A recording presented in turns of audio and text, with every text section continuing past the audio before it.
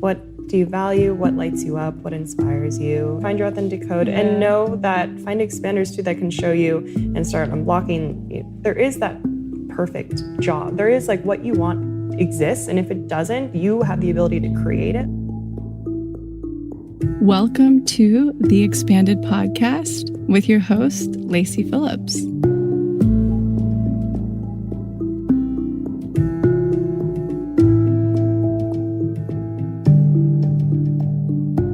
As a leading manifestation advisor with a process that's, radically different from the old New Age model, mine is rooted in psychology, neuroscience, and my energetic gifts. I created this podcast to help you expand your subconscious limiting beliefs about the potential of deserving the manifestations you're calling in. Therefore, you're tuning into this podcast series to show your subconscious that anything you desire is possible. And by pressing play, you've already started the process of manifesting it.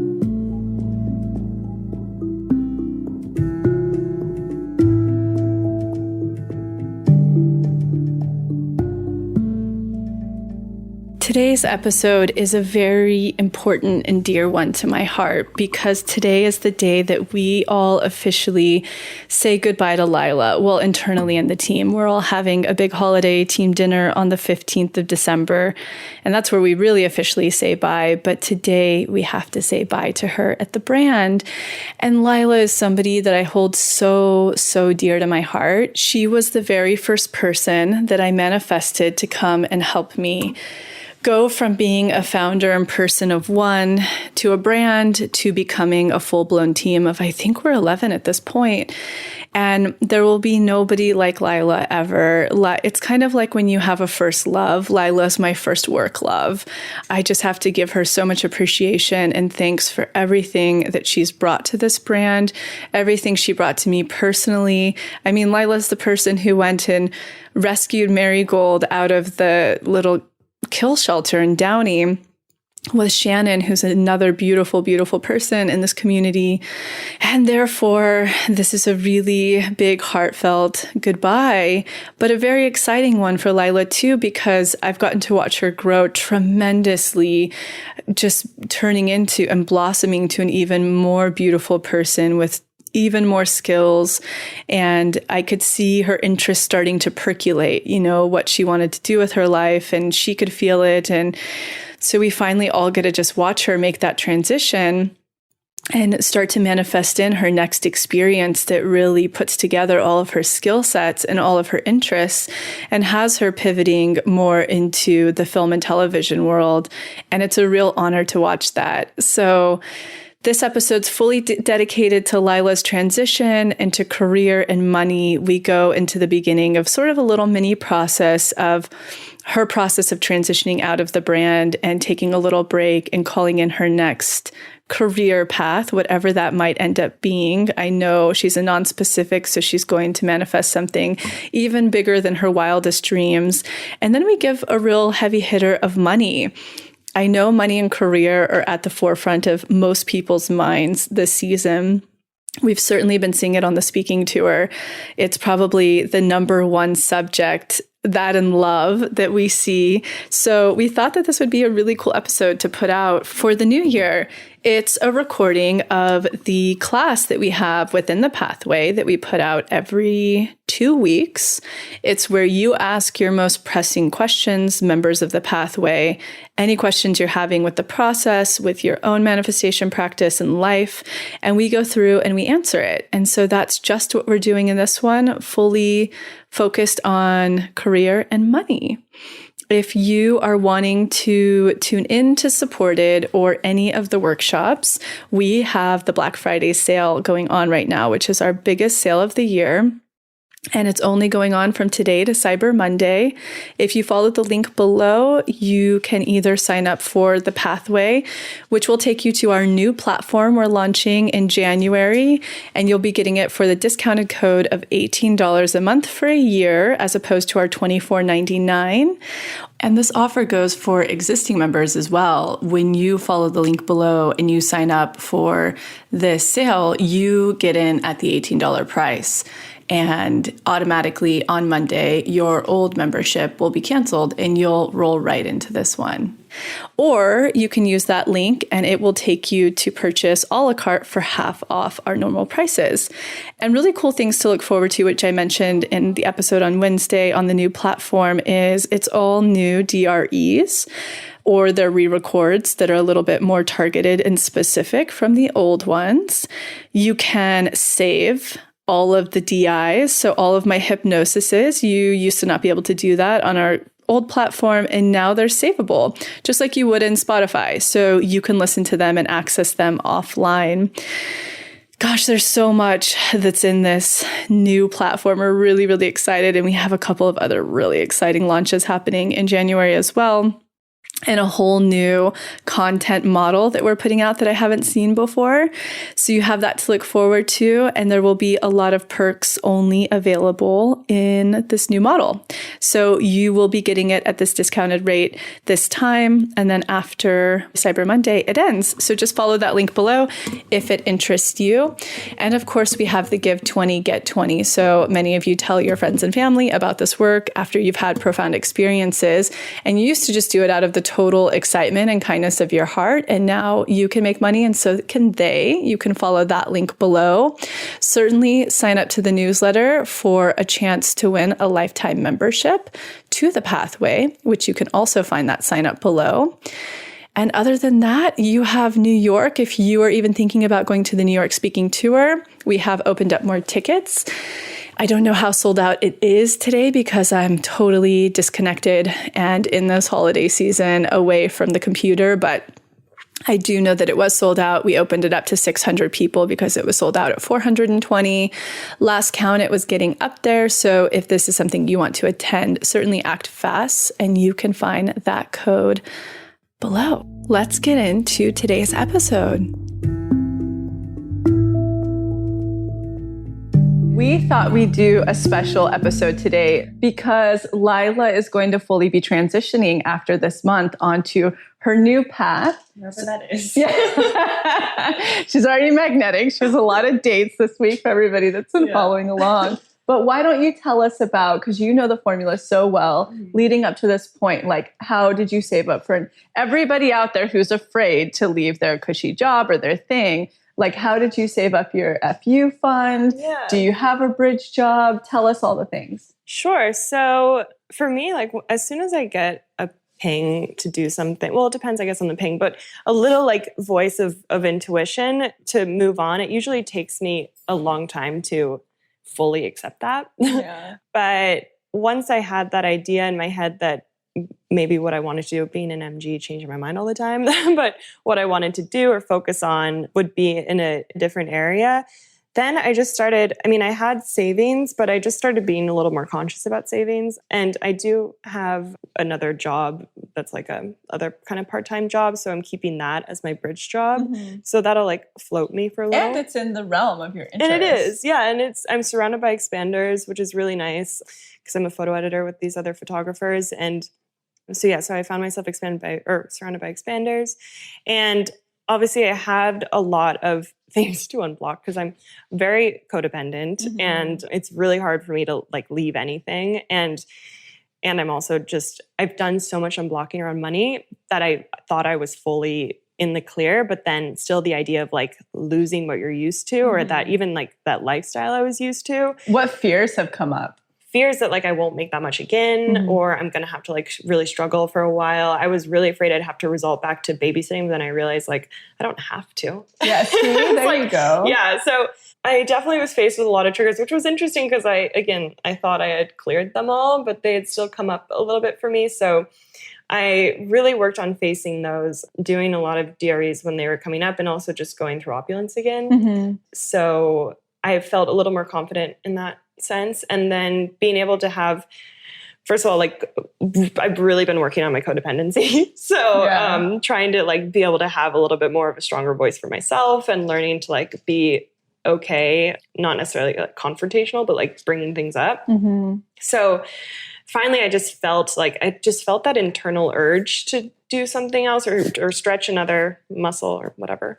And so and I kept getting this ping too that I needed more free time in order to focus on just like a second to breathe and just focus on my own stuff. I think that's really important too, because even when I used to work like in production and stuff like that, and I was acting at the same time, I couldn't fully, it was like I was so tired and like had one focus that I couldn't, so it gives you that space, the more creative freedom. Exactly. And even on days where I had like less to do, it's still, I had like the idea, just like, I realized I have to have a clear slate. Like I have to have a clear slate. And I kept having that urge to just like play and create and take classes. And I just felt like I didn't have space to do that. So finally I was able to bring up the courage to mention to you that I was hoping to transition. And you were so open to that, which I'm so grateful for. But so I was able to then for this past month, just be a little more part-time or less than that. And so I could have a little bit more of like a slope. Totally. Yeah. Instead of just like diving head first. Yeah. Which was really, really helpful. But realizing that and having that and thinking that's what I wanted, but then still having that voice like, no, you need to be clear. No, you need to be clear. And also realizing that it was kind of like a test because I knew that I was attached to a lot of things, but I knew that I needed to have that clean slate. So yeah, she passed the test for like, you can stay for, a like, contractor amount till the new year. I have to say no. And Danny was a support system throughout all of these processes. Yeah. Danny Beinstein, we'll link her below, though I think everybody knows about her. What was her reading? Well, it's really, really funny actually, because so I've spoken to her a few times in the past year, maybe like 3 times, but she keeps reiterating that I'm going through this huge Pluto transit over, I might be saying all this wrong, but over like all my planets are pretty much in the second house, which is money and identity and value. Yeah. And all of my planets are Capricorn. So it's like it was just really, really intense. And so she's like, how are you doing? And I was like, I don't know, Danny. I was so conflicted. But she was like, well, this Pluto transit is a lot about you figuring out like how you identify with money, but also like what you truly value. And she's like, what you need to do is you need to learn to just surrender to your Capricorn, like has that ego of, well, I want to have this and I want to do this. And she's like, you need to just release that label because you don't know what you're going to need next month. You don't know what you're going to want next month. Like everything is changing so quickly for you that you need to just sink into that feeling of like how she was like, it's a subconscious thing and it's hard to put into words, but she's like, you have to sink into that underlying feeling. Like, what is that? How do you want to feel in that freedom? And well, to me, I was like, freedom. Yeah. Like I need to feel freedom. But she's like, yeah, just sink into that and then allow that to flow. Totally. So really learning to surrender and let go of like planning, which I feel like has been a journey for me. Yeah. And committing. But she did say too, she was like, this whole thing started on December 20th, 2018 and is like wrapping up now. It'll end like pretty much right after my birthday. But I was like, that December 20th could have been the day I started with you because it was that December 2018. I know. That is so Isn't true. that crazy? So yeah, the whole, my whole transit started on December 20th, 2018 and is ending right around after my birthday. But I realized like December 20th could have been the date that I started with you because I started the end of December 2018. Oh, it was right before I was leaving for Scotland too. Yeah, because I remember I was home for Christmas and I was like going through I was like, I just remember. So so I was like, that's so crazy. And she's like, yeah. And I was like, I think I started processing. Usually when I'm on the phone with Danny, it's like me babbling on her being like, exactly. Like I just needed someone to yeah, exactly. Yeah. But I was like, wow, I really feel like I was led to this to have so many tools. Like she's like, yeah, you have so much, potential is the wrong word, but like there's so much you can do because of your like empathy and compassion, but you just needed the right tools. And I was like, wow, it's crazy that I'm like graduated. I feel like I started with you right at the time I needed, clearly, because if I hadn't had the depth of knowledge that I do now about just like how things work, or at least like energetics and how much I've unblocked and faced my or integrated shadow, I don't know what I would have done during this like crazy tumultuous time. Yeah, especially also like nannying still. Yeah, exactly. And just being like tired, exhausted all the time. You've grown so much. Yeah. So I realized that now I feel like I've like graduated with all these tools. Yeah. And so now I'm excited because I'm not going to actively look for anything until the new year and just give myself that freedom and space and use and allow those tools to like sink in deeper and just kind of like ride out the rest of this crazy transit. Well, you're going to be really magnetic. I cannot wait. For sure. What advice would you have for anybody who right now is 3 things? Thinking of leaving their current career to transition more in alignment with themselves, or I'm sure it's similar advice, or has been hesitating, not good enough to go after the thing they want, or is happy where they are right now, but just wants to take it deeper, like being at this pivotal moment before the new year. Yeah. What advice would I have? I think I would kind of steal Danny's advice, but really tune into like, for me, I put a lot of pressure on like what I'm doing and what the job is that I'm doing and like wanting or not wanting to do that. And I allowed that to distract me from how do I want to feel? And so I would say like really tune into what that undercurrent is. Like, why are you so unsatisfied or why do you want to get out? And then allowing that to drive you. Because I think when you start getting attached to different labels, or whether it's just like the idea of having a career and having like a job that you go to, then I think that's when you start to feel really stuck. I needed like one foot to go onto another step. So or another stone. Like I just needed something to label. And so really releasing all of that and tuning into how I knew I needed to feel. And then also really looking at my authentic code. So I went back to that and like how I can invest or how I can allow that to lead me. So yeah, maybe I'm just projecting what worked for me. But yeah. And I think for the person who's sitting there, you're like, I'm not good enough to go after this thing. It's the imposter syndrome or the whatever. Follow the pings. They'll lead the way. I think, we just finished the Brave roadmap and that I think had wonderful tools of how to jump off cliffs that scare you. Absolutely. Like now's the time before the new year to do that, to put the magnetism in motion for the next year. And I think for the person who's satisfied where they are right now, I would say like taking evaluation of how much you've accomplished and then looking at, what skill set you really want to fine tune in moving forward in your life and how you can optimize that, make more money for that. I think it's really just doubling down on what is your skill set that makes you so valuable and like really, really honing in on that to become invaluable to anywhere you're at. Yeah. And there's a lot to be said about taking inventory of like your accomplishments and how far you've gone. Yeah. Because I realized like even being able to like come and tell you that I wanted to leave, that would have been like so horrifying for me before. And being able to really speak for myself and that. It's so hard. Yeah. It's funny too, because everything you're saying, it's always connected, but it's so applicable in love when you're in the relationship you don't want to be anymore. And like how afraid Which I've you also are to be faced. honest. Yeah. Oh my God.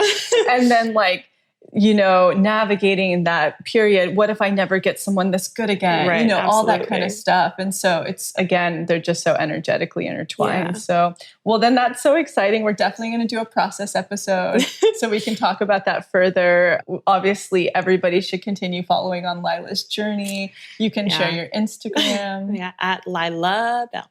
And which you delete sometimes and go back on sometimes. And I don't really post that much, but you can check in. Actually, I'm so grateful for all of the people who've reached out to me because a lot of people have shared their story as to how they've gained their own clarity or like how a lot of people have reached out about art therapy that they're doing. So I appreciate that. And also because you're moving more into film, you maybe like tell some of the things, the clues you have now of what you want next to sort of look like. Yeah. So I'm really hoping that with more space, I'll get a little bit more clear, but I've had a lot of pings where I'm still really drawn to set, on set, and getting more interested in my own photography and understanding like where that intersects, because I've always loved street photography. And So now I'm just kind of like listening to what excites me and like what lights me up as an MG. So if you guys have pings on that, yeah, exactly. get in touch with Lila if anybody's looking for something like that. Yeah. But yeah, I'm trying to do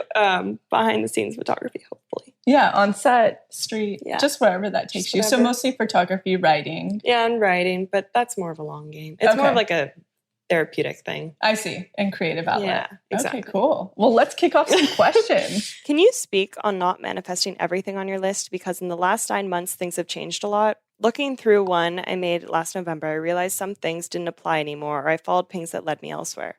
Mostly the only things I did not manifest were with money and consistency in the work I was calling in. So feeling a little discouraged and wondering if it's because I've changed my career ideas around so much that the universe is unclear.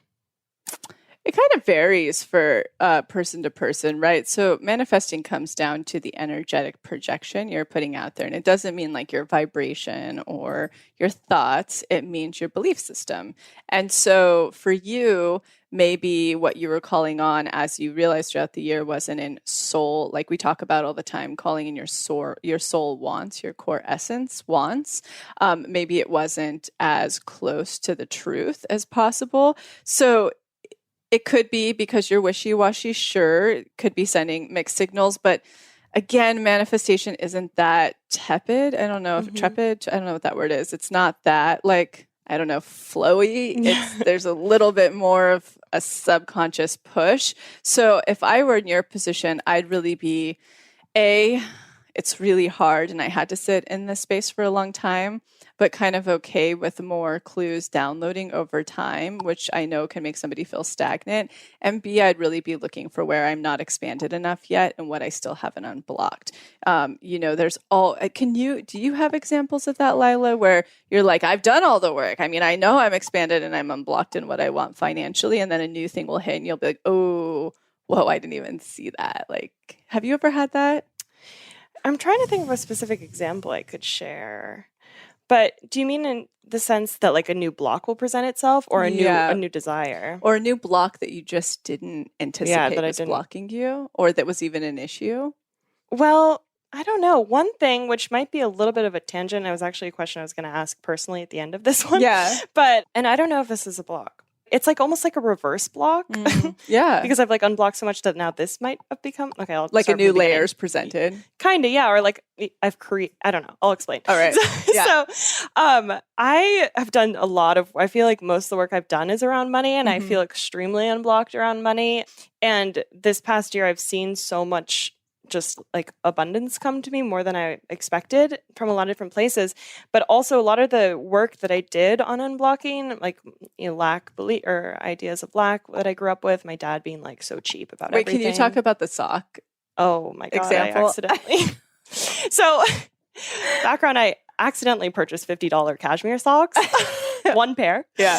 And every time I look at them, I think of my dad because he thought my mom teaches aerobics and is really into exercise. So she would like indulge in these $9 socks, like $9 a pair of socks. Yeah, workout socks that are supposed to be like, not aerated, but something before there was something like special. grips on the foot. Yeah, exactly. And my dad like thought it was ridiculous that she would spend $9 on a pair of socks and would always make these comments about spending like her $9 socks, or like if she would like walk in them without shoes, he'd be like, "You're ruining your $9." Like made such a big deal about it. So now every time I look at my $50 cashmere socks, I'm like, "Oh my God, my dad would throw." I don't know what he would do. He would throw up. He bought a blazer from our local like thrift store for 25 cents, and he's like obsessed with a 25-cent blazer. So that's an example. That's an example. Like and especially as I'm the oldest, so I think as I've become more of an adult, my parents feel more open about talking about their finances around me, which was really triggering to me.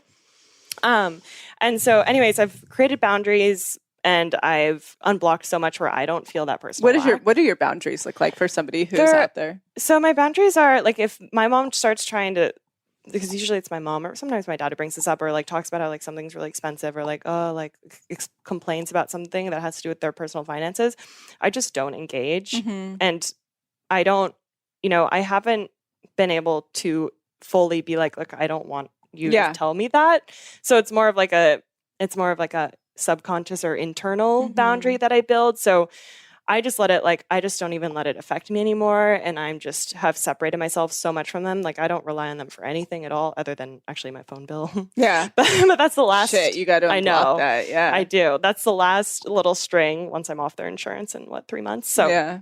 that's like but so I've been able to fully energetically separate from their own financial issues. I never have to ask them for money or worry about that at all. I buy my own tickets home, like all that stuff. Good. So yeah, so now it's also, if I was a parent, I'd be like, thank you. I know. Right? You're welcome. Yeah. So those are the boundaries I've built, is like not expecting anything from them, but also like not engaging when they try to talk about it, tuning them out. If they're having their own conversation, I'll just like won't even listen. So I don't know if it's like creating some sort of ignorance is probably the wrong word, but just like those are my boundaries. It's great. So it doesn't affect me anymore. Yeah. But within that, I think because I've been so focused on unblocking this idea of lack and frugality, like extreme frugality that I had all throughout college, I now I'll indulge on $50 socks accidentally, but I'll indulge on like more expensive things and I won't even think twice about it. And most often, like, it comes back around tenfold. Totally. But recently I had this realization or like question, I guess, because I'm also, I think being an MG and needing to be spontaneous and also just being an impatient person, instead of like for example, I really wanted a new lens for my camera and the lens I want is $2,500. Mm-hmm. So I could have gone about like consciously manifesting it, but because I was so impatient, I was like, I just want it now. Who cares? It's a write-off. And I just bought it, but for $2,500. And after that, I was like, maybe I could have, if I had been more patient, like, and then I was thinking about a lot of other things that I've just done that. Like, I don't wait for there to be a sale. I just buy it. Like, I wonder, am I communicating that, like, I don't need something cheaper? You know what I mean? Like, I feel like there's so many opportunities where I could have been like smarter, or I don't know if smart is the right word, but I could have like allowed something to come that would have been a little more affordable for me. But instead, because I'm like so anti-lack, I'm like, who cares if it's full price? This is a good question, because I think a lot of people have this question when they first start the formula in magnetism, and they're like, what should I actually put on my list? Like, I can go out and buy the white Levi's or whatever, do I put that on? And I think it's really important to really explain that money all comes down to energetic. So the more you are open, like, and it's a fine line, because we're not talking about going into debt, right? Lila saves. Yeah. I'm hoping you're putting away for your retirement. And You've I always got your make investing sure I can account. pay off my credit cards and everything. We're talking about like your totally liquid cash that you could spend on groceries, food, whatever a month. So she's not going into debt. So it's really important to talk about the more there's an energetic to get really close to on this. So let me see how to articulate it. When you are living within the structure that's not lack-based, but it's goal-based, of which you set up for yourself. So maybe if, like, again, a lot of finance books talk about this, right? What are your top 3 goals? And that's actually energetically really good to get clear about in manifestation when it comes to finances. So mine was always freedom, number 1, above all, freedom, family, travel. So it's like when your money you're socking away is it's kind of like having an authentic code in money. Okay, you know what I mean? Yeah. So it's like when those 3 things are being fed, you've created a budget or a structure within those 3 things, and you just have this expendable income that you don't feel like you're being too over lavish with or too irresponsible with. When you go and just purchase on the fly in total abundance the thing that you want, say the lens, you're actually creating a way more space for more money to come through. So and I know, like, for you, I think we should be like really open with people. And I think we will in a podcast episode that you're starting to transition more into like the film and television world and away from the brand. So it's like you're going to start being tested with money right now before those things come through, like full flood. So it's really important in this space and time that you're like 10 times more will come back. I'm in total abundant, So to answer the question more clearly, I can bring it back down. When your structure of your goal, like let's say your retirement's good, you're putting into that monthly, your bills are paid, and you've come up with your energetic structure that your goals you're saving for, or you're putting money away for, and that's fed. If you can actually go out and physically buy the thing, it makes you more abundant and more money comes when you just do that, right? So, and you're a non-specific manifester, so I wouldn't even put your eggs into a basket of like that specific lens is going to come to me in some way, right? Yeah. But it's like the real magic in your non-specificness is to just put the feelings, the needs you want onto a list, may it be to do with equipment that you want or whatever, and allow that to float in how it does while you continue to just pay full price, again, within that structure of things on the spot that you can get. So again, if you're first starting out and money is your thing and you're doing the formula of magnetism, you're like, well, technically I could go out and buy this thing I would play with to see if I can manifest it. Just buy that thing, but put the little thing on your list that's harder, like the vintage version of Red Tag 501 jeans. Like that's a fucking font. You have to find those somewhere. So it's like, I do the same, but I can always feel, again, if I'm living out of the means of my goals and I'm just now being like dumb, and I'm just doing it to numb or like feed me because I'm depressed or overworked. That's something to do work on and reel back in. But again, if it's a full price thing, go and get it, because not only does it bring more abundance your way, it's also going to attract in more of that item that you want. So a great example of that, I'll give an example of this. So clearly, like, brands are more than happy to send us free stuff when we want, because we're really conscious. We only ever partner with things we ever care about and only speak about things we absolutely love. So it's like a very an integrity brand. So I was just in New York and I went to go and get these Lunia. I used to always wear the eye mask. Yeah. And I went and I was like, fuck, I lost my other one traveling. I'm going to go and get like 3. So I can have one for Topanga, one for the Forest House, and one for traveling. That way I don't lose any, right? And I'm covered in all places, because that's really important for me to have no access to light for my hormones when I'm sleeping. So I go and get all of that. And then I'm there and they made this like beautiful new silk onesie. And I was like, fuck, that's really cool. I could just get in touch with the brand and ask for it. But also, money is energy. I'm abundant. I'll buy it, and I know more of that's going to come to me and more money on top of that. So after doing that, I get home. What shows up in the mail is, because as everybody knows, I'm like the biggest fan of blue blocks and I wear them everywhere, all of their colors during the day, during the evening, for full blue light protection. And then obviously for full and they came out, unbeknownst to me, that they came out with an eye mask for sleeping that's the most fucking legit sleeping eye mask on the planet. It totally blocks 100% of light, and it sits like goggles on your eyes. That's crazy. So that it doesn't put any pressure. And I then, after getting that for free, went and bought 2 more from them full price. We even have a fucking discount code. Yeah. And after I press pay, I'm like, God damn it. See, like I don't even think about the discount. And I ordered those. And now I know I'm in abundance with Lunia. I'll probably just give those away to friends, or I'll use them if I have to go on a separate travel kind of thing.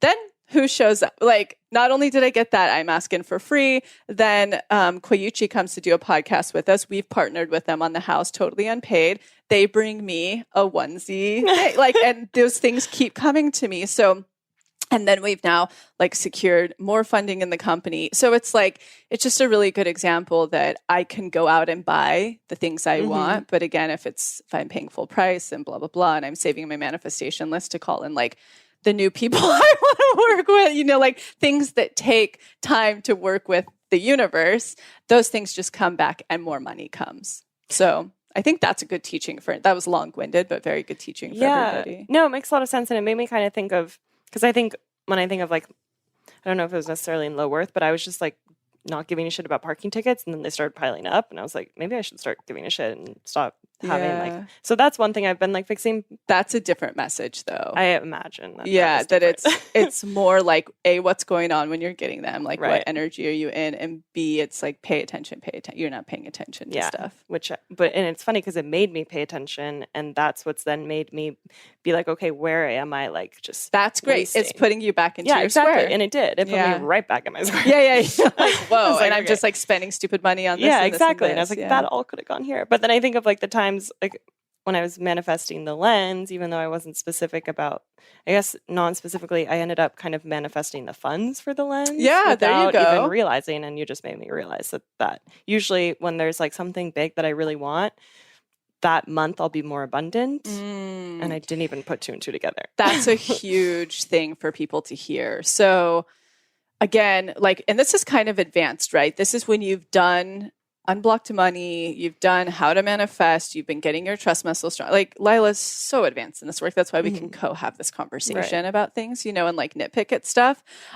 You've like worked through a lot of your blocks. So now what we're talking about, or if you're an Aries and you get through the shit really quickly, You're just lucky. It's really important to know, like, now what we're talking about are straight energetics. And when you're in that place and you're living within that square, like you listened and you got back into your square of goals to live within that. And again, that's for like billionaires. I don't give a fuck who you are. This isn't just money. Like you need to live within your square, because usually when you're not within your square, and it doesn't mean that you can't be a fluid and free person, that's your square if you're that.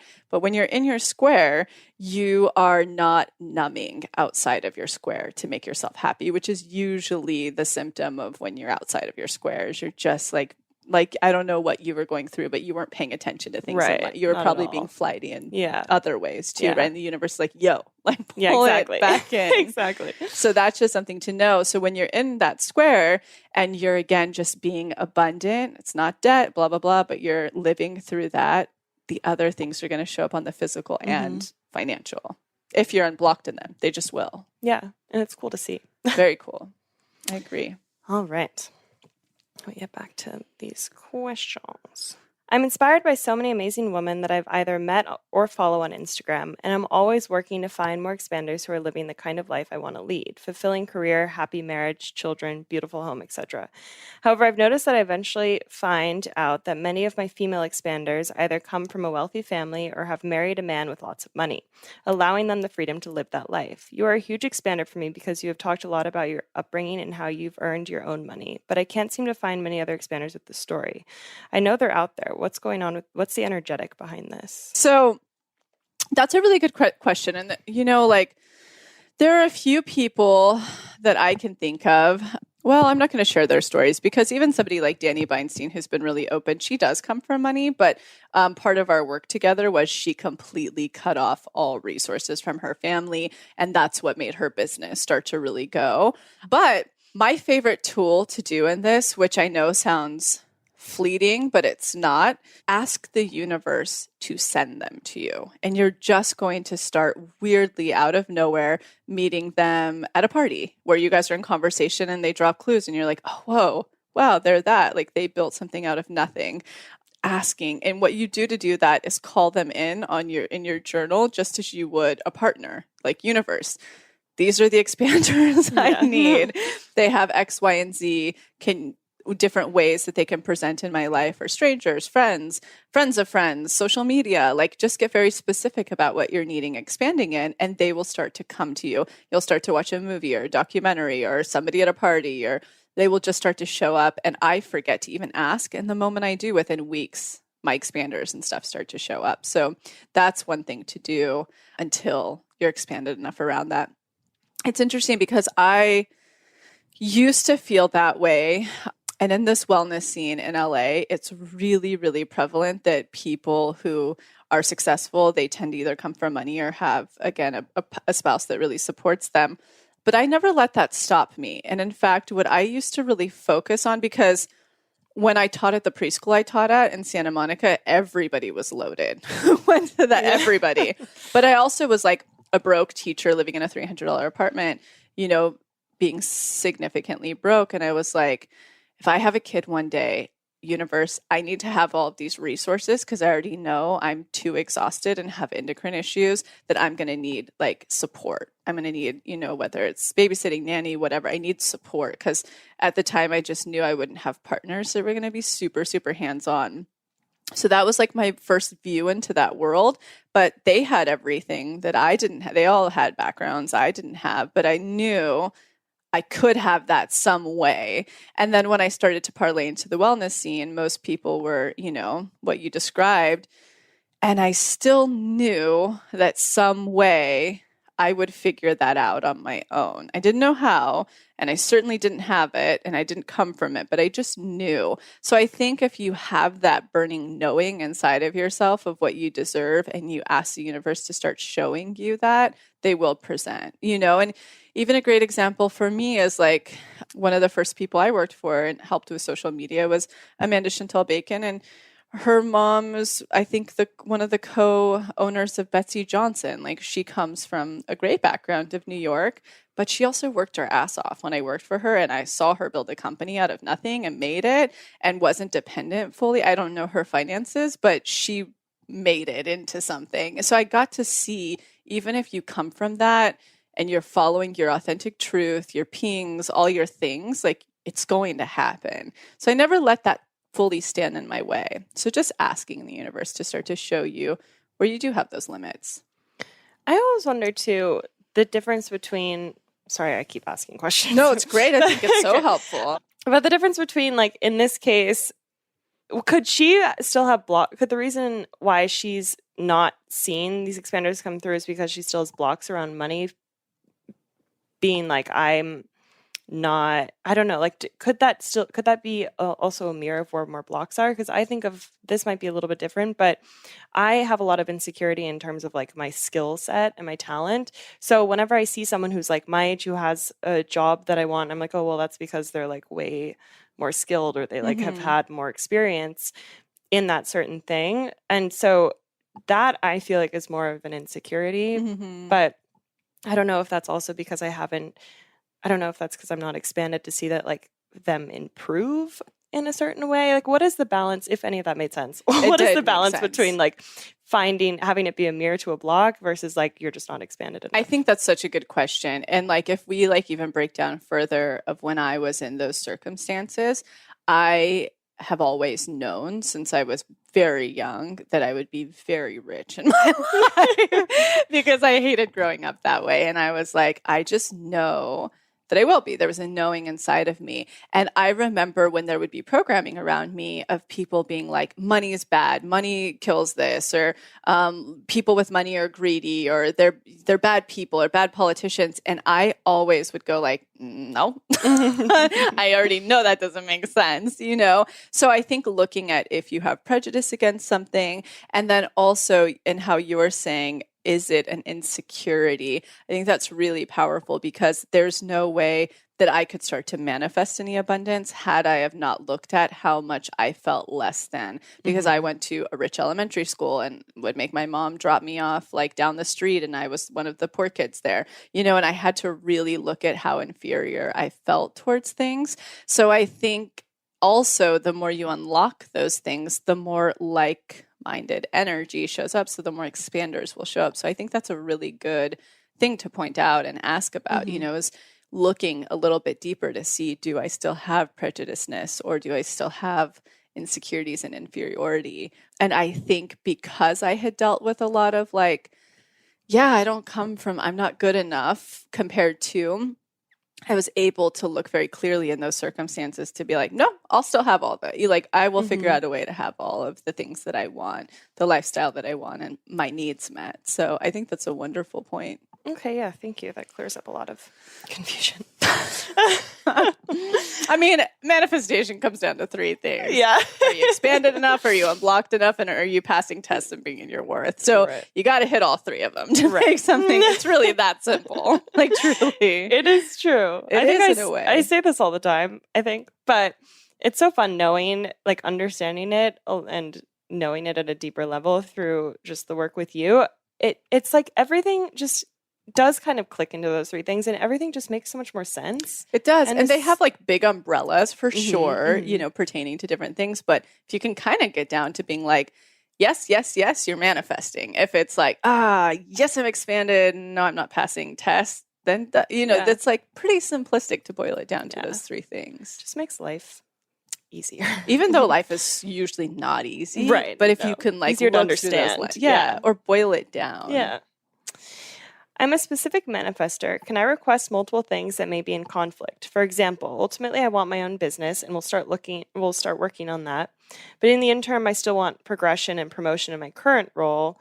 or a new one as a bridge jobber to build a fuck you fund, will this still work or confuse the universe? It will. And honestly, you'll only be able to manifest the first when the other two are in play and you're expanded enough through them. So it's like you kind of can't jump from A to Z. I mean, some people can if they grew up around that expansion or whatever, but you wanting to have your own company one day is usually going to result from the skill sets and funds and things you're picking up from the current. Or if you like jump out and you're like interning under somebody who's doing exactly what you want to do and they show you everything, all of a sudden you're like, I got this, cool, I can do this. So it's not conflicting. It's like actually linear in a way. You're expanding along the way, picking up skill sets, really seeing, oh, I can do this, I can have this. So I think one traditionally can lead to the other. Some people are freaks of nature. Yeah, just flew. Yeah.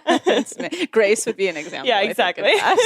Aries, I think, is an example. She's like president of the United States? Yeah, cool. Got Tomorrow. it. Great. She's like, here's the marketing plan for my campaign. Exactly. Okay. What should I make of a toxic work environment with high stress, bad management, and narcissism, yet I have a few amazing expanders around me who I'm learning so much from and I love the work I'm doing? I feel very conflicted about whether to leave or stay because when I've interviewed for other roles, it becomes clear I currently get paid above industry standards and I'm unwilling to take a pay cut. We are also planning to try and get pregnant next year, and this company offers a great maternity package. What is happening here energetically? I'm going to be honest with this one. So number one, yay that you have expanders around. B, I hope you're taking every opportunity possible to use this current experience as a mirror so you can unblock, like literally doing the daily reprogramming exercise every day and being like, why was that person catty and talked bad about me? I'm going to go look at it, how I attracted that. But the real truth is, and this is how people kind of get stuck in these cycles, like, and I'm going to go off on a tiny tangent. One of my very first jobs that I manifested in LA, like fresh country bumpkin out of my hometown, that I literally was working across the street as a hostess, 69 Market Street. And across the street, there was this company that was beautiful architecture. It was so cool. The people would come in to have drinks and they were so cool. And then I would ask them what they did. And they're like, oh, we're a VFX house. It's like, what the fuck is that? But it just seems so glamorous. And I knew it had to do something with film and television. And I was in that and an actress. And I went, I'm going to work there. Like, and then I ended up manifesting that within a month and a half. And I always say with people who kind of get stuck in this corporate world or this kind of thing, when I was working there, I moved up very quickly. And I had a point where the executive producer said, do you want to come be my executive assistant? If you do, you have to let acting go. Right now, they would let me on auditions. And I sat for a second. I was like, okay, well, if I stay, I'll make the glass ceiling of maybe $120,000 in my life. And I see that people get older and they're dependent on it because of benefits and they have a family and this is kind of their thing. If I go freelance, maybe I'll make a little bit more than that. Or maybe if I'm a partner one day and own a little percentage of the company, maybe I'll make $200,000. But I knew I wanted to like be very, very successful. And I go, but if I leave right now, I could potentially do anything and have anything. And I did. So what the universe is going to do with you, if you stay in this, it's only going to get worse and worse. You're meant to be doing something bigger and better in a different environment. It doesn't mean like me, you're meant to go become that thing. It could be doing what you do at a different company. If you're not willing to take a pay grade and leave, if you're not willing to leave because you're going to have a family because of benefits, it's going to get worse. You're going to keep attracting this kind of situation. Right now, the universe is so graciously trying to push you out of this place in your nest because something you want in your heart, may it be just a better work environment, is waiting there and waiting to connect with you there. So you, unfortunately, if you want that life, and I would argue would be a far better environment to be a mother in, right now is the time. And taking a pay grade. So let's say the perfect startup opportunity came to you and it makes you take a pay grade.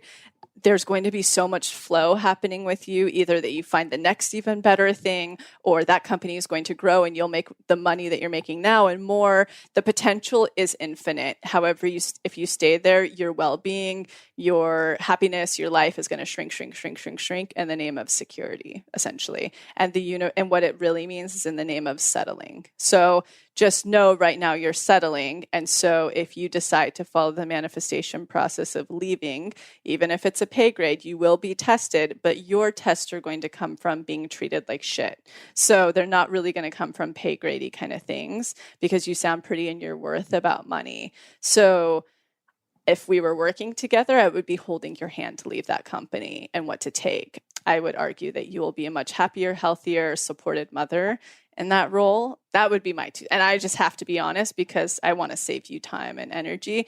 Stay and run into the fire, but it's just going to get worse. And that kind of stuff starts to affect love. So your partnership, when it gets really bad. So just know that those are the beautiful options you have in front of you. They're hard, but a really bountiful and incredible life awaits door number 2 if you take it. Or eventually door number 1 is going to force you out of your nest in some really horrific way until it makes you go on the journey of door number 2. And it's hard, but and I say that the universe loves you and it's working with you. That's why this is even happening to you, because it wouldn't give a shit. It would just make your life really complacent otherwise. I'm a non-specific manifestor who struggles with holding on to one idea, path, or purpose. I have a feeling I could achieve any number of things in life, and I've always been quite good at manifestation. But after working on an idea for a bit, I start second-guessing it. Nothing feels like the path anymore after I've tinkered with it for a bit, even though it lit me up in the beginning. What should I do? MG. I'll let you answer that. You know this. Yeah, I definitely can empathize, sympathize. This happens to me a lot. And I think I've spoken about this before, but it is really hard because I'll get an idea that I'm so excited about, and I will for 2 days or 3 days or a week straight, just obsess over this, go down rabbit holes. If it's something that I want to create or write, then I'm building outlines, going crazy. And then one day I'm just all that. And it feels like all that's been wasted, or then am I not supposed, am I not going to go in this? I have a question for you. Yeah. When you've been down these rabbit holes and you've hit the wall where you're nope, not for me anymore. Yeah. Do you ever revisit them? Do you ever have the carrot to be maybe you should try that rabbit hole one more time? Or are you no, I've been there, done that, I'm cool?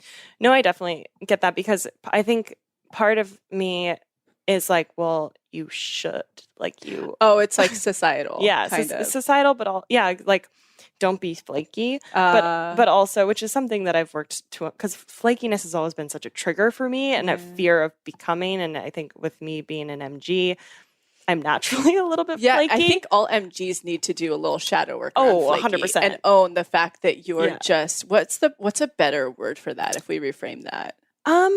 Curious. Yeah, curious, I guess. And just more, for me, it's I'm more in touch with what I want to do in the moment than now that I'm unblocked enough to truly feel what I'm feeling, and not force myself to think otherwise.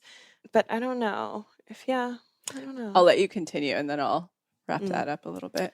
But yeah, and then I change a path or an idea, or I was just talking to Jessica yesterday about how I have 3 different ways that I want my life to go. I want to work and do social services and be a counselor for youth. And then I want to go to these organizations where I can do art therapy. And then I also want to be in the film business. Do I want to write, or do I want to do photography, or what? Yeah. So it's I'm constantly at this place where I'm which one do I want to take? And if I allow that to overwhelm me, then I feel so stuck, because I'm well, I can't choose any of them, because then I'm what if it's the wrong decision? But I think with being an MG, I've allowed myself to just in the moment, for a while I was maybe I should go back to school and study, whatever, psychiatry, or I said this yesterday too, whatever, become a therapist. And so I allowed myself to look at all the schools, and it's just allowing me to instead get really stuck by this question of oh, did I just spend a week down this path and that's not my path, and I've wasted that time, and am I supposed to be doing something else now that my interests changed? Just allowing myself to pick up little pieces from everything I've explored, and not be so hard on myself on the fact that I'm curious about different things, and maybe changing my mind and investing in time for one path and then having it switch to another. I've realized in my past, thinking of times when I've allowed myself just to kind of wander down a road, even if it changes into an entirely different direction, I've used little pieces from all of that. So I think being non-specific manifester and like not always knowing which path you want to take, or you definitely sound like an MG, so being an MG, you're gonna like your path might just be one that goes all over a mountain, like it doesn't have to be one straight path. So I found that like mine has a lot of little roundabouts and like dead ends where I have to go backwards, but it's all still like, I don't know, I feel like it's starting to align in a way where I can see where things can intersect. And you're picking up like skill sets along the way, every way, Yeah. And so I asked that question earlier because just as like quick projector, I'm like, and then once you've explored something, you can just cross it off the list. If it's not the thing, so don't revisit, unless you're getting a full soul pull to do it. But how awesome that is. So many of us actually live in fear doing the same thing forever because we're afraid to even explore and try these things. But you couldn't have suggested it better. If I was working with somebody, I would be like, try each of these things and drop them as soon as you know it's a no. Follow, let your soul guide you. It's never going to lead you astray. It's in fact, when you're not listening to those pings and those pulls, those soul pulls, that you go off on the wrong road for way too long. And when you start to, it's scary, but like only honor those, that's when I think you actually like find a linear path up the mountain a lot quicker than like the wrong path circling the mountain for so long. Exactly. And yours might just have stairs that go like this up the mountain. Right. And that's sometimes they're steep. Yeah. sometimes they're nice little like totally slips. Hop, skip, and a jump. Exactly. Meadows. But yeah, I think it's kind of fun to be able to be open to everything that you interests you, especially if you said that you are a good manifester and you feel like you could achieve a number of things if you're how do you know if you don't try? Right, exactly. Yeah. I always think of when in college it's like you choose an internship and you're like, fuck, I hate this internship. But then I remember my mom always being like, well, now you know you don't want to do that. Yeah, that's amazing. Like, thank God for your mom. So there's your lesson. I think that's great. Do you believe in right timing? When we know what we have healing and unblocking to do, what do you feel is the truth behind timing of a big manifestation like a career path change or launch? That some unblocking and relearning to live just takes time to unfold and therefore can mean it's not yet right for a manifestation to come through? Or is that bullshit and we can unblock as quickly as we allow ourselves to? The only thing that takes timing are expanders, I find. I find when you're doing like the unblocking, we have full control over. And I certainly find that when we're doing the unblocking rapidly, the universe starts to get real friendly about sending us good tests or earthquakes to get us there a lot faster. The expanders piece is what I think we don't have as much control over. And I do believe those come at the right time for us when we're ready. I don't believe it's like as airy as that. I believe they, like I mentioned earlier in the episode, they come when we've unblocked to a new level of worth. I think that worthiness aligns expanders that are in our worthiness, which continues to happen. So in essence, we technically do have a little bit of control with how fast those can come in. However, that's for the person who is really doing the work, meaning like daily reprogramming, the thing that really pissed them off in ratio or hurt them or triggered them or whatever, or they feel ambivalent about, or they can't accept a compliment. That's the person who's really like hammer picking away daily, I think attract expanders far faster. And then I think once again, unblocking, for lack of a better word, shifts our vibration higher, and expanders help to do that, the universe just starts getting really generous with it if you need tests. And what determines tests are if you settled in the past very low, you're going to get tests. But if you're actually like didn't settle a lot in that subject, you've been okay with it, you just really needed expanding, let's say, you don't get tons of tests. Tests are really a thing based on how low your worth was in that subject field. Before, if it was really low, you get a lot of tests and big ones. If it was kind of low, you just get little tests. They're like, I don't even know what to call them, but they're like subliminally around you tests, or little things that you can tell. But I do think we have actually like, I'd say 90%, 85% control over how quickly things can go. Based. And this doesn't mean like over controlling and doing the work all the time and obsessing. It's like really understanding that rhythm of like, oh, whoa, look, I'm triggered in that. I need to go do the work on that. oh, wow, that just brought an expander in 2 and 3. And now, wow, I totally see to believe that can happen.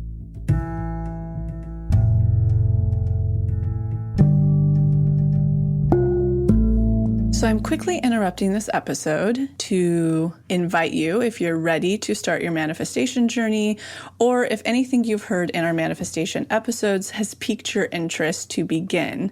We have a la carte workshops in everything from the basics bundle, which is what we recommend to everyone who starts. It's the formula that actually teaches you how to manifest, unblocked inner child, and unblocked shadow. We also have a la carte workshops on love and money. But the real gem is the Pathway membership because it encompasses every single workshop we have. It's a year-long membership with full access to the few a la carte offerings we have and exclusive workshops not available anywhere else, such as the daily practice, which is what everybody in the Pathway uses, hopefully at least 3 times a week to daily, in order to truly create the new neural pathways that one needs in order to manifest, and houses the library of our deep imaginings, which is our unique hypnosis process that allows you to get into your subconscious and overwrite those old neural pathways, creating the new ones.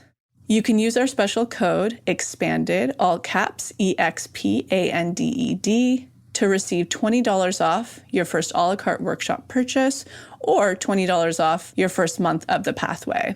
Again, that's all caps, EXPANDED, EXPANDED. Okay, now back to the episode.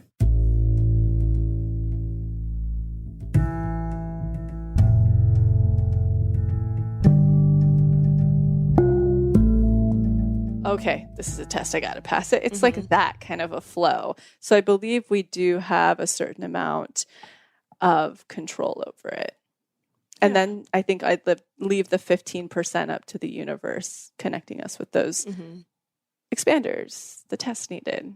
That's sort of the energetic that I see around it, if I were to give it a percentage. Yeah. And I find that the times that I try to like control the timing, I know it's not necessarily, you're not asking about setting like a timeline, but whenever I'm trying, again, really impatient. So whenever I'm like trying to fast forward like a trigger that I found, I just want to unblock it and it's not unblocking. I'm just like trying to force it. I find that almost elongates it because I'm so closed off to this one trigger that I'm missing so many other tests too that are coming through that might be like circulating that specific trigger or just like putting more pressure on myself.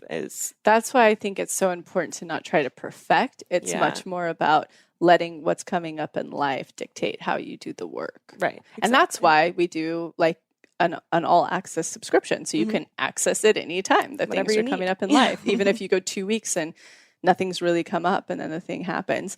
That's when I know I need to do the work is I'm pretty triggered. I'm like, okay, cool. Got to do this.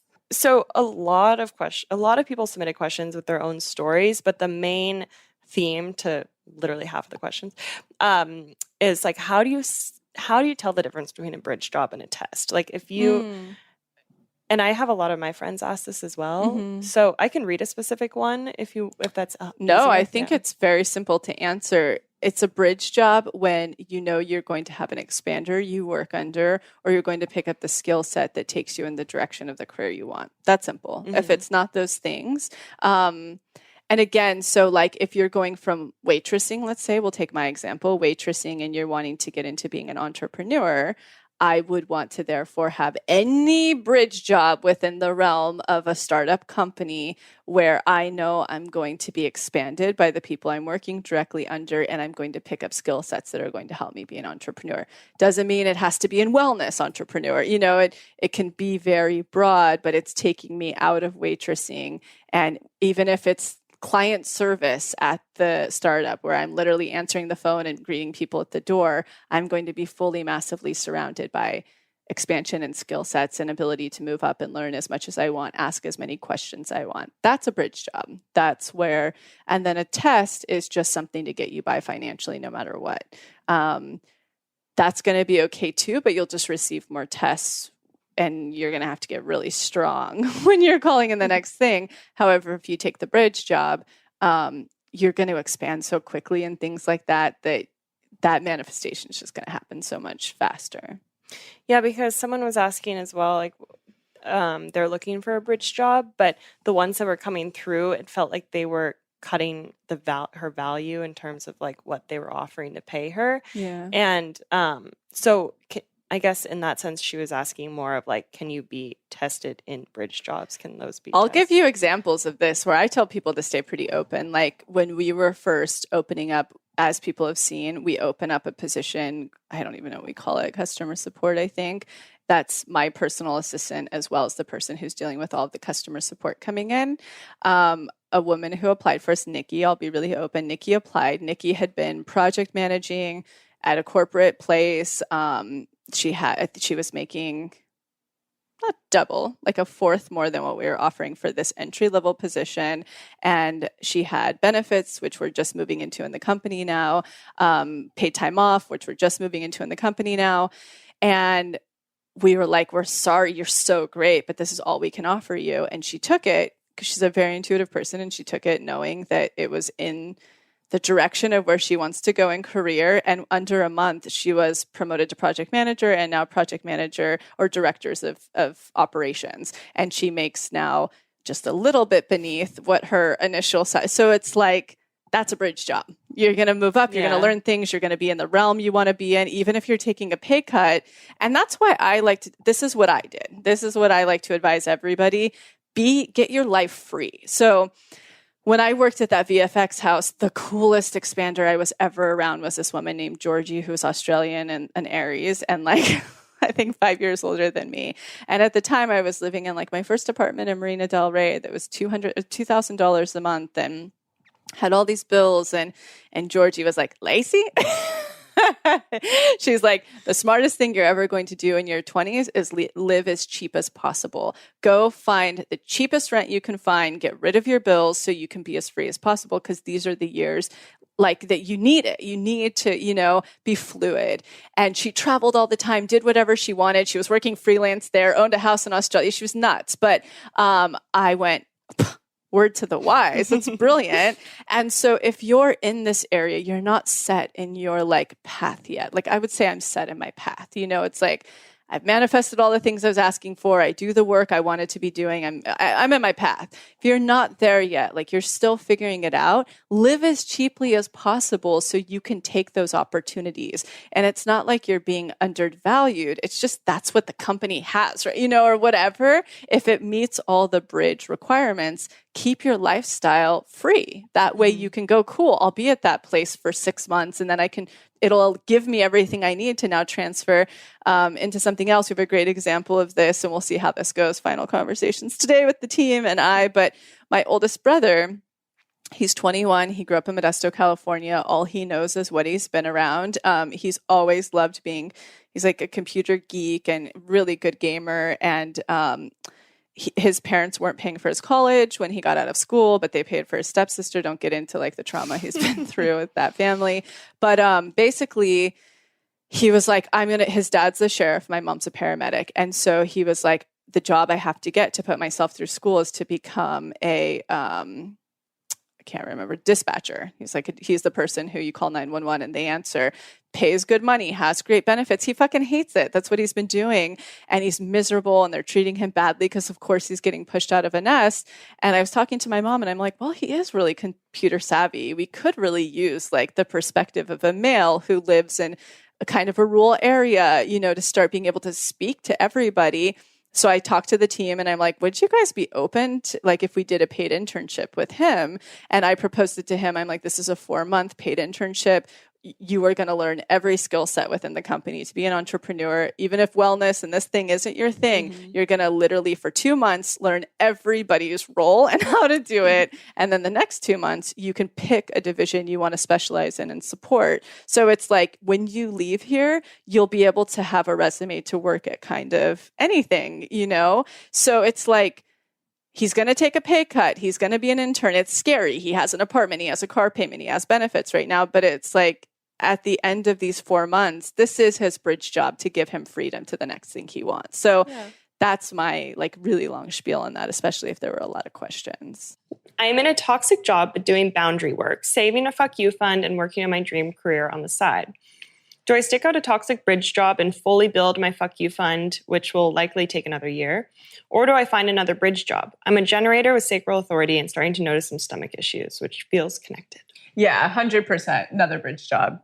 Or this one, you're just going to be, how do you say it? Like accruing more tests. If you get out of it, you'll accrue magnetism, which will support you getting the next job. It's so hard, as Lila can tell you, that process is hard. There's so much growth in it. Your nervous system has to get stronger. It challenges you, but 100% start calling in that next job and go back to the Brave roadmap. Let that help you. Even though you know the answer, let it give you the insight you need and the tools you need right now to move through each next baby step to make that happen, I think. Yeah, absolutely. I think of my first job that I talk about a lot, but my first job where I was very unhappy and I had to leave I just had to leave, and I got a few other bridge jobs to keep me afloat. But yeah, when you're in that space of just not wanting to be there, and if it's toxic, it's just putting you in low worth, it's hard to expand in other ways. Or I found it's hard to be able to move forward. And I think your worth diminishes over time. Absolutely. You have to rebuild that after. So it's before you get into that process, it's so scary. Yeah. You just have to go for it.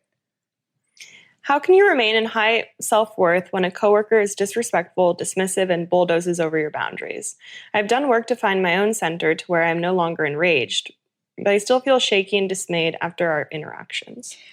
Usually when you've attracted that type of person, it's because they resemble something in your life. They're a mirror of somewhere you experienced low self-worth growing up. Usually it's a sibling, or it could have been a bully in school. It could have been the way one of your parents treated your other parents. So a really good place is to take this through that shadow and inner child reparent, DRE, to actually figure out the root cause of why you've attracted this. Those questions will be helpful as well to just get to that root, because when you understand that root, it's not really this person. It's really the universe is throwing this person at you in order for you to unblock this recurring, it will continue to recur in your life, recurring relationship dynamic, because you've asked for something greater. And I would argue it's probably in money or love. You're consciously or unconsciously asking for something greater, and it can't come through until you have more worth in this very specific dynamic. So in a weird way, there's such a gift. And in the conscious realm, you might have found your center. You know how to navigate it-ish for survival. But until you get to the root, and actually dismantle so that this mirror, this dynamic stops in your life. And this can go a couple of ways. It's so funny how energy works, but when you really do unblock this and consciously you start to stand in your worth after the center you found, after you get to the root, this can only go a couple of ways. This person will get fired and leave. You guys will move departments weirdly, or it might continue for a little bit, just testing you to make sure that you've really actually nibbed this in the bud. But eventually it has to fall off, or you'll find something else and leave. But the real gold here is actually getting to the root of why you're attracting this experience and heal it. And then consciously reinforce in the conscious state that you won't take it any longer, or it'll just continue. May it be a partner in the future, or a in-law or something. It's just going to be something that follows you and that manifestation you've been calling in won't be able to fully come through until this is unblocked. Mm-hmm. I manifested my dream relationship when I started this work, and have done all the workshops except partnership or unblock love because I found my person. However, I'm working to unblock my relationship to money, and no money and love is closely tied. Would working through partnership or unblock love help in the career and money aspect of my life, or should I revisit another workshop? Honestly, it could be very helpful. Don't let it alarm you. There are aspects that are probably going to highlight why you're maybe not 100% satisfied in this relationship. You may be 100% satisfied, but that's just a relationship. There's always components of relationships that need work or need attention or need growth. So just know those might pop up, but I would be curious to see what comes up while doing it. Also, I'm getting the channeling and the ping to tell you to do no. It sounds like you've done it before, but right now could be very useful for you. I don't know why, but that's what I'm receiving to tell you right now. When you were unblocking like a lot of dating stuff, Lila, what were the most helpful, not dating, because obviously she's focused on money. I meant money because you spent a lot of time on that. What were the most helpful things for you? Really, I'm trying to even think. It was more, I guess it was more about figuring out why I had that lack mentality. And instead of putting so much focus on money itself, it was a lot about learning to surrender and learning to let go of control, because that was my issue with money, is like wanting to control how much I had and like budget everything, and then I would freak out if I like had $5 less than I thought. So so learning how to just like let go and know that I deserved to enjoy the fruits of my labor, and not to be confused, because many could hear that and be like, oh, I've just got to get less on my spending and stuff. So she was like targeting her actual issues, which was control, like and it really what that came down to is trying to control security. So it was really learning how to start being in your worth and deservingness about security. Is the energetic. So I focused less on the fact that like I wasn't making a lot of money or like money wasn't coming through. I let that kind of drive me to the work. But then after uncovering what was behind that and the energetic behind that I just learned to release in all aspects of my life. And that full integration, I think, was really helpful, because everything is holistic.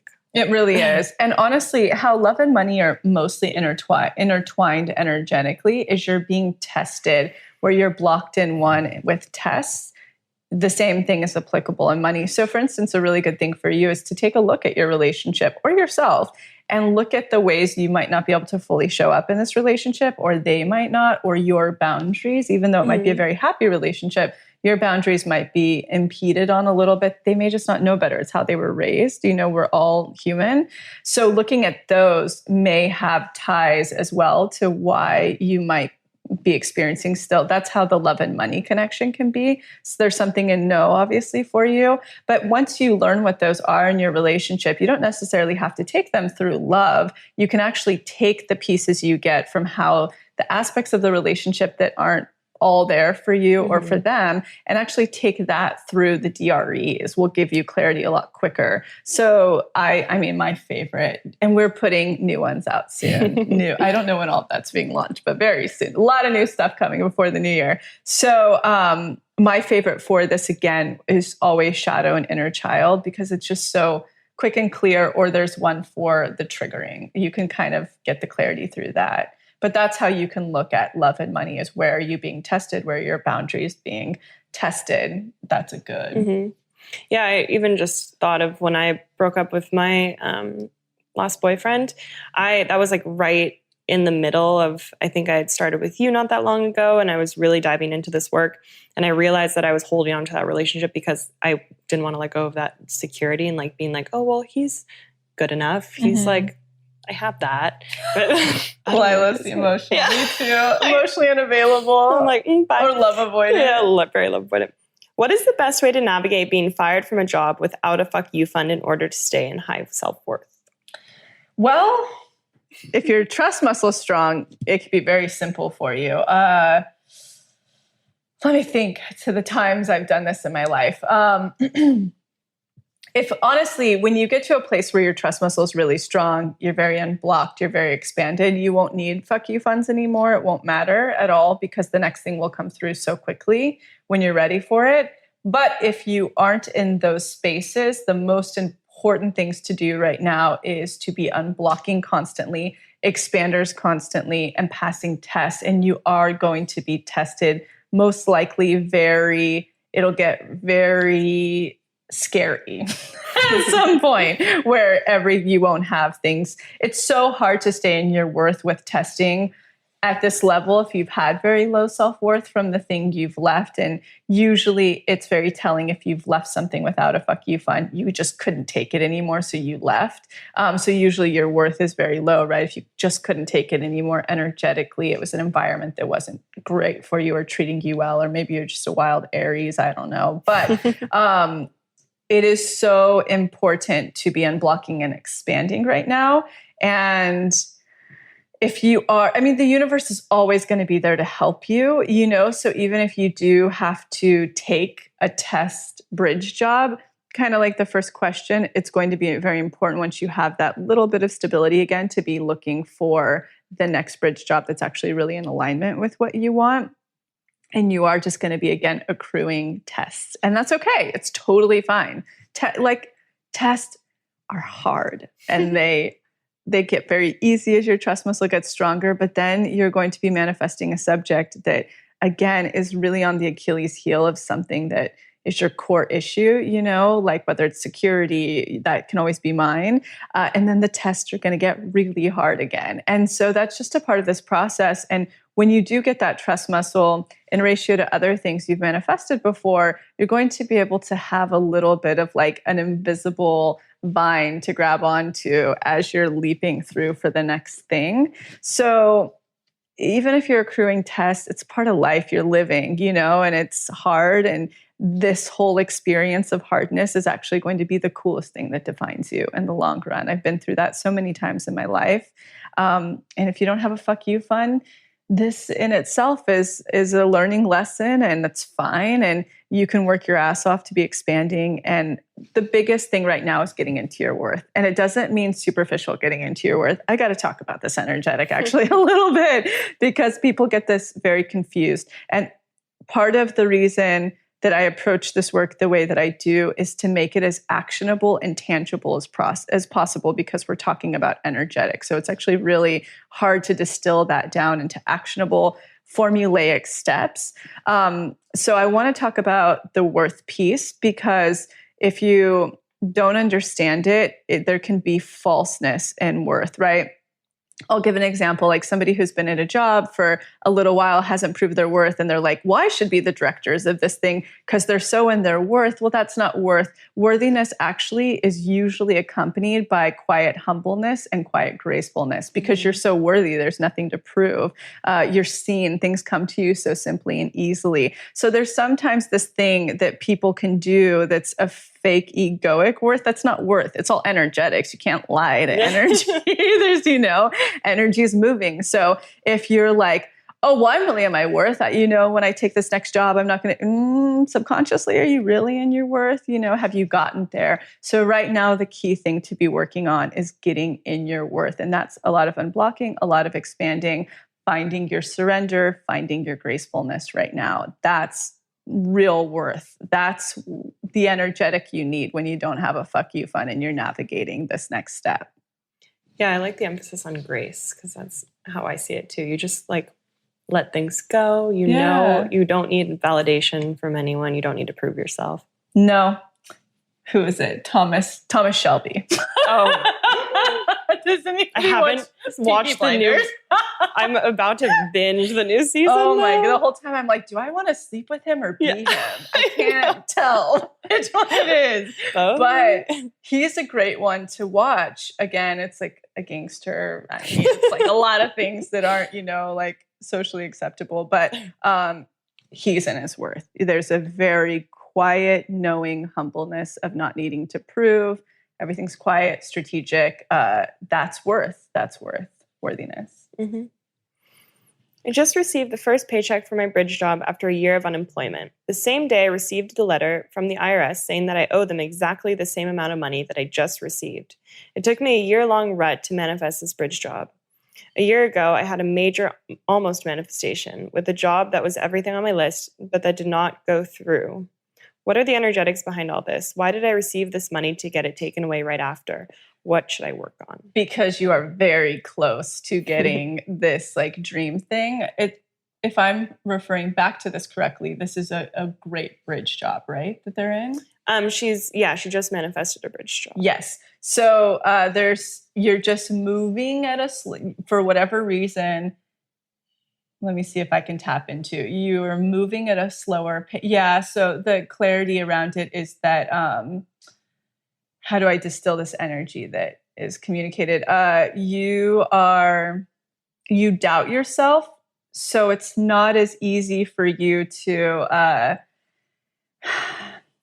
grab onto that next grapevine or, that vine. You doubt yourself. So for you, it takes you're probably maybe a Virgo or something. I don't know for sure, but it takes you a minute to really, really trust your instinct and really believe in yourself. So that's why this process is just taking a little bit longer for you.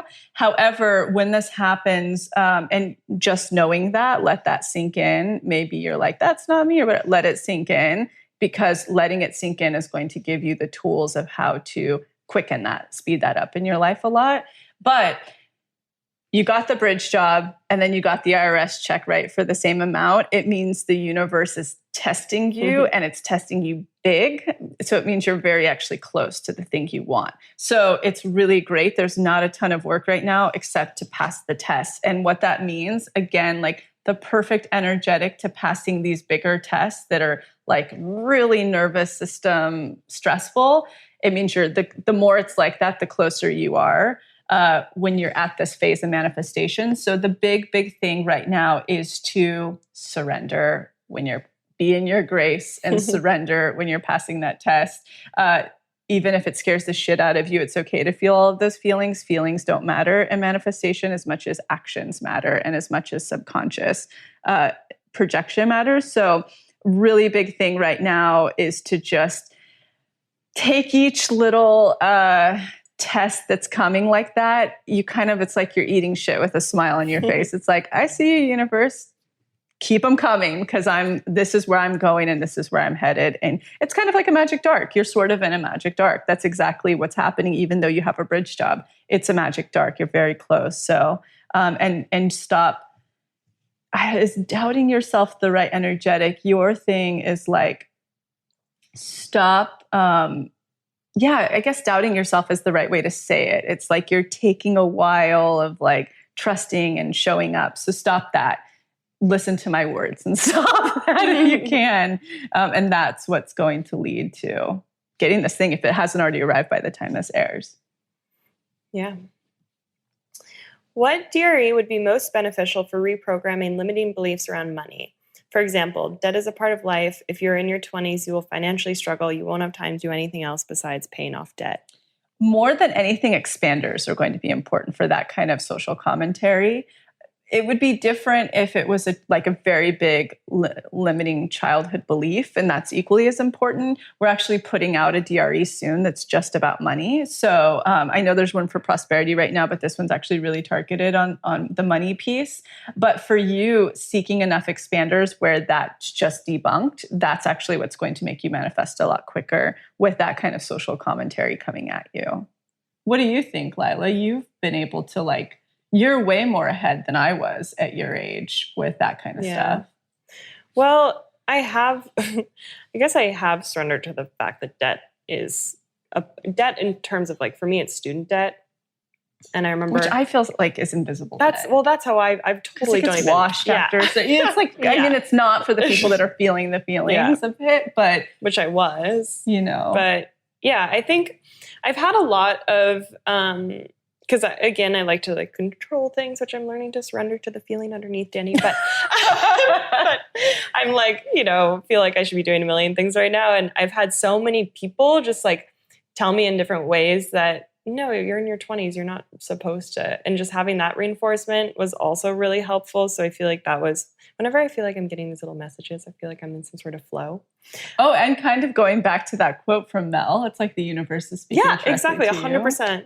Yeah, that. Yeah, so maybe that's a cheap way to answer this question. Gotta come up with a name for those kind of expanders, because it's not a reality expander, it's not a traditional expander, but it's something that's helping you energetically feel right where you're supposed to be, confident in that. It's a different type of expander. I have to come up with a terminology around that. Yeah, and I feel like the times when I do accept those messages, and it's I've opened up a door to them, because I'm sure I've gotten them before and been dismissed them, or haven't noticed even a pattern of them.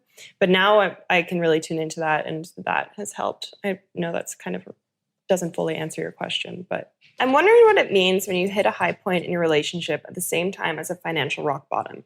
For example, I was so thrilled when I got engaged to my longtime partner over the summer, and then days later, when leaving a low-worth job, I was denied money I'm owed from the client. All the while, I've been trying to build up my own business and really stepping into my worth, and now I'm just in so much financial turmoil, as that money was supposed to be my fuck you fund.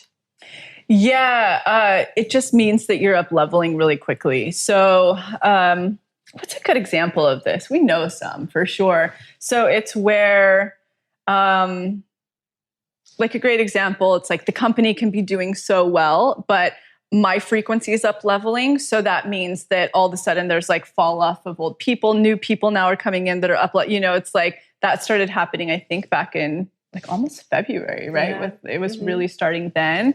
So it's like the more you're up leveling, things in your life start falling off, and then the tests follow them to see if you're honestly, that's the theme of this is a lot of people in here are up leveling, and things like IRS checks are hitting you. And that always when that happens, the universe never punishes you. It's testing you to see. And it all goes back to the workshop up level, really. Right. So it's like right now you're going through a little bit of a rock bottom as the workshop I'd work through, and then move right into up level. And that's why we created it last year, because there are 3 energetics around these. So when your frequency raises, so like let's say you're now committing to this partnership, it's really exciting for you, it's taking you in that bigger direction you want to go, you're up leveling. So the things now in your life that aren't in frequency with that anymore are going to start to fall off. And it's not usually that graceful if you have self-worth issues around it. If you have like high self-worth and you're super expanded in those areas, they'll fall off gracefully and something else will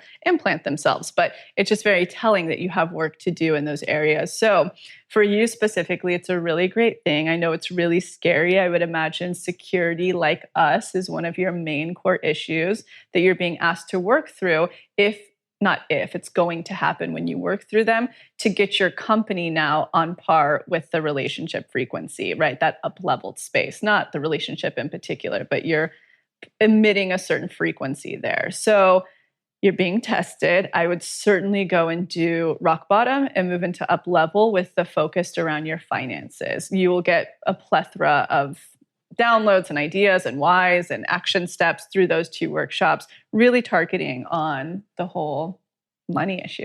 Mm-hmm. But it's all good. It's really good. Heart, going to be a better year next year. That's like when I up level and everything. I lose all my stuff. I lost my car key. I lost my favorite necklace. My hard drive broke. Speaking of the workshop up level. Yeah. The irony. The irony in this. When Lila's frequency rises, electronics. Yeah. Like the memory card like randomly wouldn't read after we filmed something on it. So we filmed all of the up level workshops last year, and Lila went to Turks and Caicos. Is that how you say it? Caicos? No, it's not chocolate. Went with her family, and basically, what was it, like half the workshops were lost? Workshops, yeah. My hard drive broke somehow. Yeah. And poor Lila's stuck on this family vacation, like losing it. Literally, we didn't have to, but we went scuba diving, and the whole time I was like, you have to like really breathe, but I'm like the whole time like trying not to like panic, because I was like, don't worry, Lila, we'll shoot it all when we get. And we were like rebranding the entire company secretly at the time. It was a big time. So luckily, well, not luckily, you'd probably prefer things were breaking around you, but yours is your core security things being tested, and it's great because this company that you're in wants to work out. Mm-hmm. Can one truly manifest abundance and a dream career with energy vampires all around all the time? I am surrounded by people suffering from depression, anxiety. My mother and a lot of members of my family have mental health issues. I seem to be a magnet. By nature, I'm an internal optimist. I truly believe anything is possible, but on a daily, sometimes hourly basis, my world is clouded by the negative energy of those I care for. Removing the negative people from my life is not an option. How can I manifest my dream occupation with this energy around me? Yeah, that's your big test right now. It's so hard. Like I think to turn to someone like, if she's still taking sessions, because she seems to really have tools around this, but Dr. Nicole Lapira, is that how I say it? Who was on our podcast, like a real, holistic psychologist that can truly help you, like give you the tools around this, because unfortunately you are going to have to create massive boundaries and remove yourself from that situation. It doesn't mean that you can't have relationships with these people, but they have to be very boundaried. And somebody like that would really be an incredible, I think, resource to hold your hand through that process, because you're obviously a very empathic person. You're obviously a codependent person, things I can really resonate with. And it's going to be a journey, but they are holding the place right now of your abundance. So they're literally blocking it because love and money is connected. And this is a different version of how your boundaries are being impeded on. So it's not going to be like fully possible until you have those boundaries and you're in your worth and those boundaries very secure. So I personally, we can link that below. I would get in touch with her. I know she has a lot of great free resources, but during the time we did the podcast, she was still taking clients, and I think it was reasonable. Yeah. So I would definitely look into that, or look into another boundary specialist who can really help you with codependency. You're an empath, and boundaries with these family members. It's so hard, but you chose them like to come through. And I certainly have been surrounded around this kind of stuff in my life, and it's hard. It's really hard going through that process. I wish I had had the ability at the time to have somebody help me through that. I just had to like bumble through it. And now it's very clean and cut and boundaried. Yeah, and I'm not sure your situation specifically, but knowing that you can ask for help. You don't have to be the one holding this container for all of them. Absolutely. Alone, yeah. which can be helpful. So last question. I'm calling in a new job as I am burnt out at my current one. As I am unblocking and moving through unblocked money, I find I suddenly hate all of my clothing, appearance, and style. Is this common? And how do you recommend navigating a desire for a total overhaul of your physical being while actively calling in new finances and a career path to support the next phase of your life? No. I'll let you answer this one, Lila. Yeah, it's funny. I actually fully resonate because I feel like I've never, not saying that I have good style, but I've never really been, I've always been a jeans and a t-shirt girl. But once I started, and I still am, but once I started doing this work, it's like I got in touch with this piece of myself. It was like, now that I was starting to uncover who I truly am, I had this intense desire to like decorate her, and more or less. Like I had this, it's like once you do this, for me, once I do this work, and you get more in touch with your authentic being, your authentic self, you have such a desire to show that person off, or not show them off, but to be that person externally as well. And this is just what happened to me again. But so I think that could just be, I don't know, again, this answers your question, but yeah, like just wanting to re-identify yourself physically because you feel more of yourself internally. Yeah. And honestly, we're all animals. It's a really simple analogy, even though it's an amphibian, I think, right? A snake's an amphibian. Or amphibians are just, hey, science. Hey, didn't go to college. Can't remember that. I did, and I don't know. Anyway, I'm going to call them animals, animal totem spirits. Right. But like, look at the analogy, right? You're growing, right? So look at a snake, it sheds its skin to grow, and similarly with animals, I mean, Barley's an exception. She like molts because she's hypoallergenic, but our other dog does, it's like you shed and the new growth comes through. You're just growing. And I know for me, I do this actually very often. I'll look at things I used to wear, possessions I used to have even a year ago, and be like, who was that? Oh, I'm so different now, so my expression is so different. And I always like to talk about getting in touch with that authentic projection, like who are the people or the archetypes that live down there in your subconscious, your true core essence, and I talk about mine, and they change sometimes, but it's like sometimes like a suave Italian man from the 40s. He's like sometimes a pioneer woman, it just changes. And I think being able to emulate that, whatever it is energetically in your life, is really important because it's a projection. It's like, to me, I see it energetically as like projecting your aura brighter, being seen more, being felt more. So I think both answers are a great conjunction to reaffirm, yes, oh my gosh, do the workshop, no, and fucking get rid of anything that doesn't identify now with where you're at, so that the universe and yourself can help you fill that space for that true projection of where you are now. And also, it feels like maybe you're asking too, how do you financially support an overhaul if you're trying to call in new finances?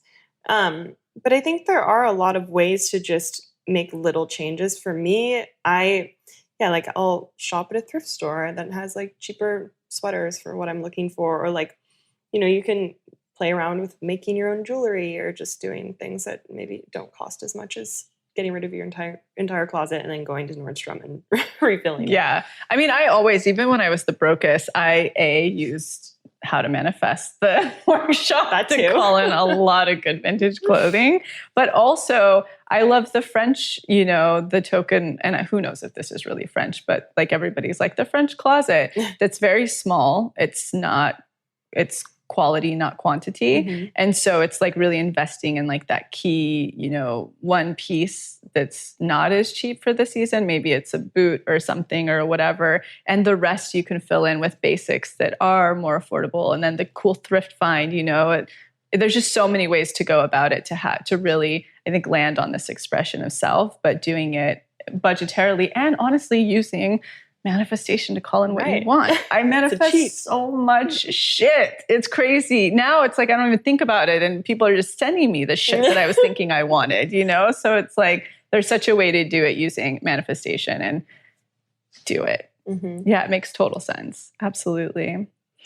So on that ending note, I wonder if there's any other good takeaways for career right now for people, like any other little downloads you've been getting through this process of transition or... I don't know. I think I've said this a million times, but figuring out like what do you value and letting that kind of, I don't know, following that, like what do you value, what lights you up, what inspires you. Find your authentic code. Yeah, find your authentic code and know that, find expanders too that can show you and start unblocking, like there is that perfect job. There is like what you want exists, and if it doesn't, you have the ability to create it. Like totally.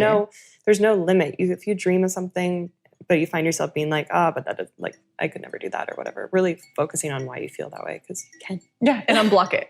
And find expanders. Exactly. Pass test. And there it is. I hope that expanded many of you in the way of career and money, and I hope Lila gets to serve as an expander too of how to really beautifully and gracefully exit your current work environment while manifesting and transitioning into your next, and while holding a bridge job and having a fuck you fund. So if you found this expansive, please send it to any friends or family or loved ones in your life that are struggling financially or want to move into that next career of choice. And certainly review us, give us 5 stars. It helps bump us to the top so that we keep making wonderful content.